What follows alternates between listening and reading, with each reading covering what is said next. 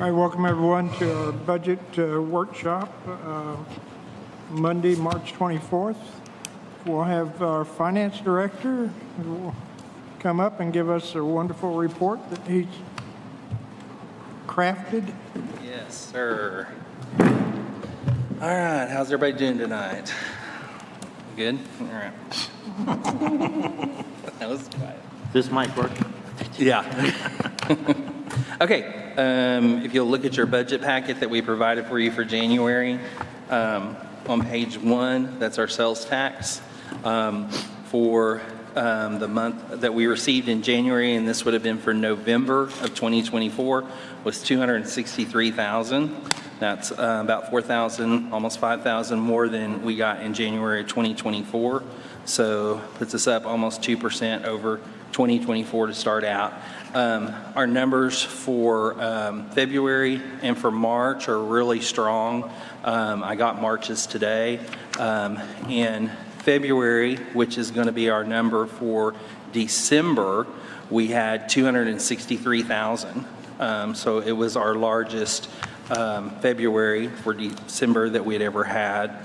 And then March is up over 2024, but just about by $5,000. But we're still in the positive for all 3 of those months. So our sales tax is still holding on. On page 2, you'll see our first bar graph. That's what we want to see. Is it going up year over year? So for January of 2025, it's up over 23, 24, and to 25. On page 3, this is our sales and use tax distribution, and as you can see, we were collected by the merchants in November of 2024. It was remitted to the state in 12 of 24, and we received it in 1 of 25. We received $312,456.11. Of that, $191 went to the general fund, $46 went to streets, $49 went to parks, and $25 went to the reserve for our bond payment.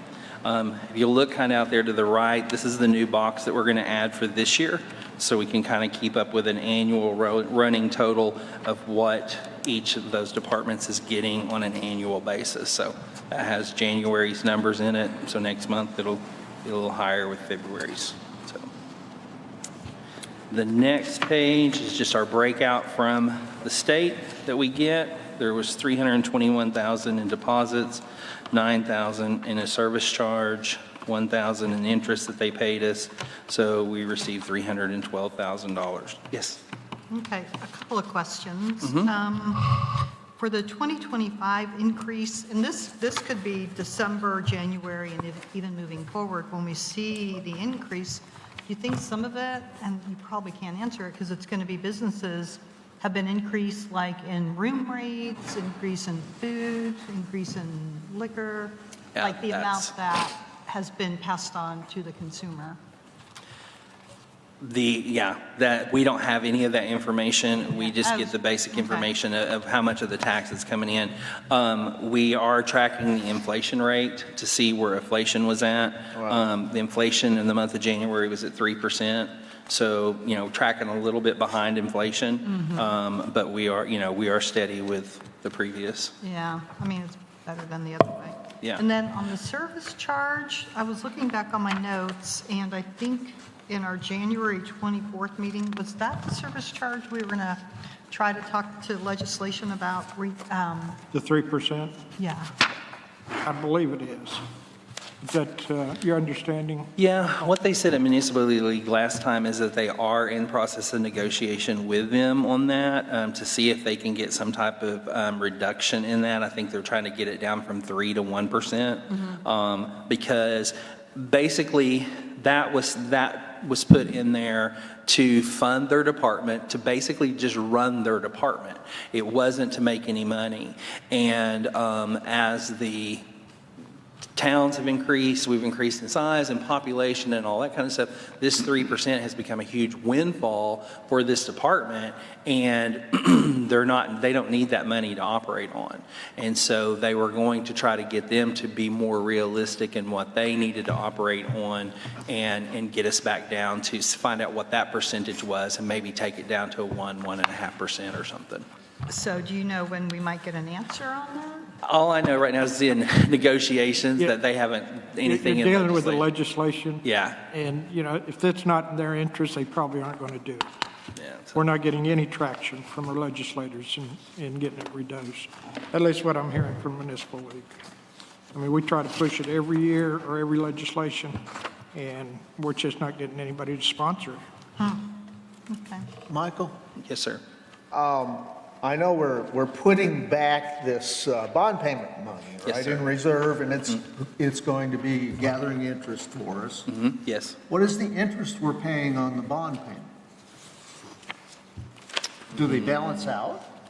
Well, yes. Okay, how this is broken out is they take the 1% of the sales tax, of this 1% where I have that the bond is coming out. That 1% goes directly to the bank. It doesn't come to us. So they send the whole 1% to the bank, and then they turn around and take out this, they have it calculated out of how much they need to take out each month consecutively to pay the interest payment and to pay the principal and interest payment, because we pay 2 interest payments a year and then the Sure. principal payment. Yeah. So they have it calculated out exactly how much they have to take out. They take that out amount and then they send us the rest. So like up here, it says 131,000, excuse me. They took out 25,124.10 for the bond payment, and then they sent us 106,000. No, that's the state that did that. Yes, well, no. The bank. The bank did. The Okay. bank that holds our bond. All right, cool. Okay. That's Equity Bank, right? No, it's sold actually Regions right now. Ah. Yeah, it's at Regions. Okay, thanks. Okay, then the next page, page 5, is just another kind of the breakdown from the state to show you what the interest rates that was charged, the sales taxes that were charged, and those percentages. Have you found out whether the Walmart deliveries or sales tax is coming to us? We're not there yet. No, somebody did answer that. If it comes to your home, we should be able to collect sales tax on it.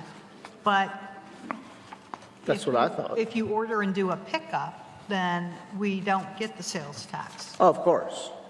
But if it So- gets delivered, But yeah, so I don't know if you're seeing, It would be what, it would, this kind of gets back to, this would be for Walmart to report it, because there's no way for us to see how many sales that they have, they're in their online. So I'm sure that, I would probably venture to guess that Walmart is probably doing that. But, we have no way to know if there was 1 sale or 100 sales last month. There's no way for us to see that. was it, David, did you send that answer out? I don't think I sent the answer out, but we use their delivery service all the time. Yeah, but somebody did. I think it was Lamont in an email to us. I don't remember who. Okay. On the next one, getting back to your earlier question, Susan, this chart will be a good one to watch for some of what you're talking about, because this actually takes our sales tax and it breaks it down between where the sales tax is coming from. So in the sales tax that we collected in January, which was for November, 48,000 of it, $444 was from food and beverage, 72,000 was from lodging, and the rest, 200,000 of it was from other miscellaneous. The next few pages, there are quite a few pages there. This is the detail of where that comes from. So you can look through there and see month, and I give you these every month, so you can look from kind of month to month to see, what businesses are selling more. The ones that we take the numbers from is in the 7,000s. I think it's on page 14. We take the 7211 is the hotels, 7221 is the restaurants, then foods, special food services, drink places, and restaurants. So that's the food and beverage, are those 1, 2, 3, 4, and then the travel accommodations, hotels is the 7211. Hey, Mike, I think your answer that comparing it to cost of living is probably a better answer to say, Yeah. are we keeping up with that? Or have we increased prices? So, Okay. David? I thought I saw something, maybe it was in January's report, where retail was actually broken down or broken out. We had lodging, food, and then we had retail. Because I'm curious to know what retail is bringing in. No, this is the same chart that we were using last year, which is food and beverage and lodging, and we had the percentages, but we didn't break out retail. Can we start doing that so we can see it? Because those are the three largest, correct? Yeah, Okay. okay. I'll get with Ida and we'll go through and see what Thank you. we deem as the retail part of it. so they have like miscellaneous store retailers, home Yeah. furnishings, hobby, bookstores. Because I was just thinking, like on page 6, where we see food, lodging, miscellaneous, it'd be nice to see retail, since those are our top 3 tax collectors. Yeah, but look on page 10, it says clothing stores, shoe stores, That's got quite a bit of information 294. there. Yeah. jewelry, furniture, Building materials. page 11, some of page 12. Well, and on 9, you also have wholesalers. So, you got furniture and home furnishing, merchant wholesalers, lumber, household appliances, hardware. So we'd have to go through there and see what all we could break out. Let me get that. There isn't one big one that kind of sticks out. I mean, the biggest one I see here is 22,000 for other general merchandise stores. But other than that, they're all sort of small numbers. They just add up, don't they, Yep. to that $200,000? A lot of different categories in there. Oh. Well, and two, also, if on the last page, the ones that are in less than 3 businesses, we really, Ida and I did research that once, trying to figure out what that was, and that's kind of a catch-all, that where they don't know where to put something else, they put it in there. So that's kind of their miscellaneous other, and, That's a nice tidy amount. yeah, and it's a big amount. So, okay. On page 16, this is our revenue and expenditures report for the month of January. Completion of our fiscal year is 8.49%. Our revenue that we took in for the first month of January was $893,000. Our expenses were $1.3 million. So it was a $487,000 less than what we brought in. If you go down, some of this stuff was things that were, the thing about January is a lot of things have to be paid for in January that are one-time expenses. So we always see kind of a big deficit in January. Our workman's comp was $200,000. So, it's things like that we had to pay for that caused that to happen.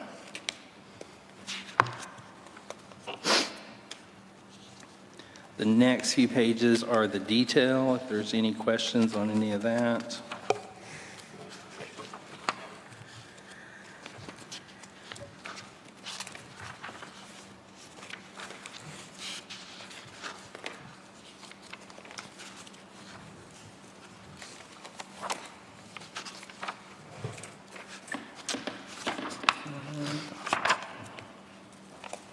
So then we get to page 38. This is the capital expenditures that were approved in the 2025 budget so far. Some of them have been ordered, but we haven't received them in yet. I think Gary has received his life packs in. I think they came in February, so they'll show up on next year's or next month's budget package. But a lot of the stuff was just new. Smitty has ordered his trolleys. I don't know if he's ordered his tram yet or not, but I know he has ordered his trolleys. So some of the bigger things have been, Simon has put his mini excavator out for bid. I know that. So that will come together as we go along. Page 39 of 41, this is our bank balances. We finished the end of the year in December with 5.6 million in liquid cash and 770,000 in CDs for $6.3 million. At the end of January, we had 5.7 million in the bank. And that just shows some of those some of those expenditures that we made for the first month of January. In page 40, our bank comparison. So it's over what it was in January of 2024. We have more money in the bank in January 25 than we had in January of 2024. Well, that's impressive, considering the amount of money we've been spending. Yep. And then on page 41, this is just our long-term liabilities that we've talked about. Really no changes there. Our first interest payment won't be until April 1st, and we'll pay an interest on the bond payment. And then we make our monthly solar lease payments. Our CDs, we have had 3 that have matured. And so we're renewing them. We've done our bid openings. The rates are going down. So we've been doing those over the last month, so they'll be updated on our next report with our new rates. And that's the last. Does anybody have any questions? Good.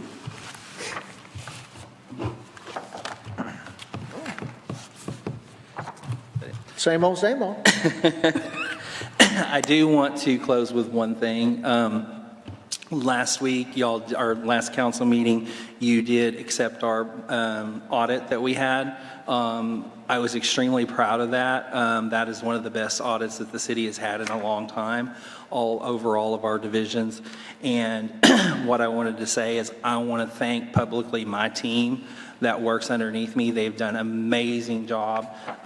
They're members of a team, and I love working with them. They have helped me so much, and I couldn't have done it without them. So I want to thank Tabby and Jerry and Tara for all that they have done. They get a lot of pressure on the day-to-day, but they also get a lot of pressure through those audits because those auditors really dig into them looking for that stuff, and it's really a high pressure on them. So when it comes back good, it's a reflection on me, but it's a huge reflection on them. So I just wanted to publicly thank them and thank them for all the hard work that they do. And since you hadn't scared any of them off, No, they kind of like me. I don't know. you need I compliment. bring them breakfast, You need a compliment. Diet Cokes in the afternoon, and whatever it takes. I mean, so Kudos to you guys.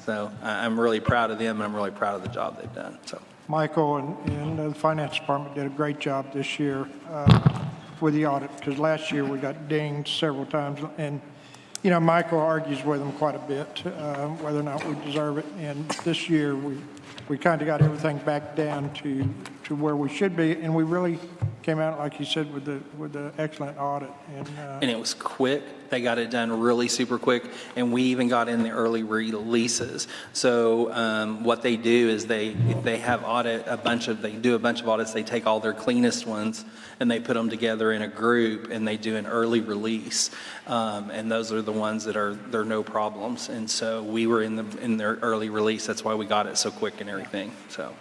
And especially, I think last year, wasn't it last year we had to go to Little Rock and talk to the legislators? It was the year before last. We thought we was going to have to go last year, but we didn't end up getting our stuff until June and July of 2024. So, I mean, that's how long, because we argued with them for months, and they took stuff off and put stuff on, and, we went back and forth with them a lot. And we had a new auditor. We had a brand new auditor. It was his first time that he had ever led an audit. And so there was some things that we really kind of had to stick to our guns on and say, no, this is how we're going to do it. And so we got a new auditor this year. He had audited us before in the past, but really, really super guy. And he was real happy with everything that he found. So we were real happy, real excited. And some of the council might not know either, we have to have a special auditor for the water and sewer department, because that's, We we got have a paid lot of for federal that. money coming in, so. And that comes from out of our budget. We don't The state doesn't do it. We have to hire We an have to auditor. hire that because they don't, Yeah. they won't do that. Currently, we have Forvis who's doing that, who many of you probably know prior is BK&D, national audit firm. They do a great job. They're a little slow, but they do a great job. What they're working on for us right now, our water and sewer audits are pretty much up to date. When I took over, we were 6 years behind on getting those done. And so we got them all up to date. And what they're working on now is our single audit. And what that has to do with is if we receive over $750,000 in federal funds, then we have to have an audit of those funds to make sure that what the government gave us those funds for is actually what we use them for. And so they're doing our single audits right now. So we didn't have to have one for 19, but they're working on the rest of them right now. So everything's going good with them. Cool. We should have those pretty quick. All right, thank you. All right, thanks, guys. All right, thanks, Michael. Good job. If there's nothing else on the budget, then we will adjourn until 6 PM for our city council meeting. Thank y'all.